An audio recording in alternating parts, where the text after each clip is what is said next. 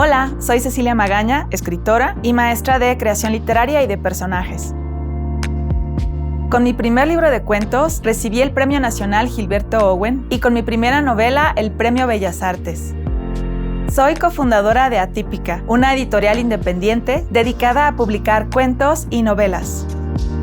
En mi proceso de escritura, el punto de partida son los personajes. Me apasiona crear personalidades complejas con detalles memorables.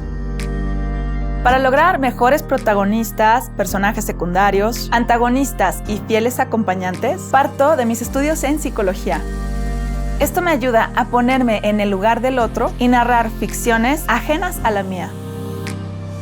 En este curso de Doméstica aprenderás a dar vida a personajes ficticios complejos a partir de recursos psicológicos, de escritura y de autodescubrimiento.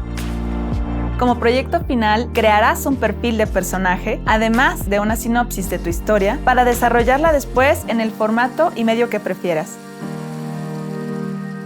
Veremos cómo podemos armar nuestro personaje a partir de preguntas, notas, mapas mentales y tu historia personal. Con las primeras pinceladas de tu creación, ilustrarás el tema y las emociones que te interesan tratar en tu perfil. Tomaremos nuestra lupa y nos adentraremos en el personaje que queremos crear con recursos autobiográficos y de investigación.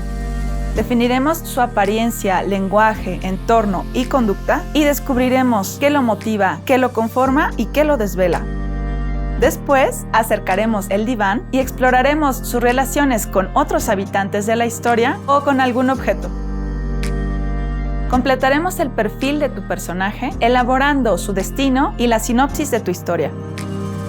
Para terminar, hablaremos sobre qué puedes hacer con tu creación y en dónde y cómo puedes plasmarla. Al final de este curso, sabrás desarrollar la psicología de personajes ficticios y cómo se desenvolverán en una historia memorable. Acompáñame a descubrir la increíble vida pasada, presente y futura de tu personaje.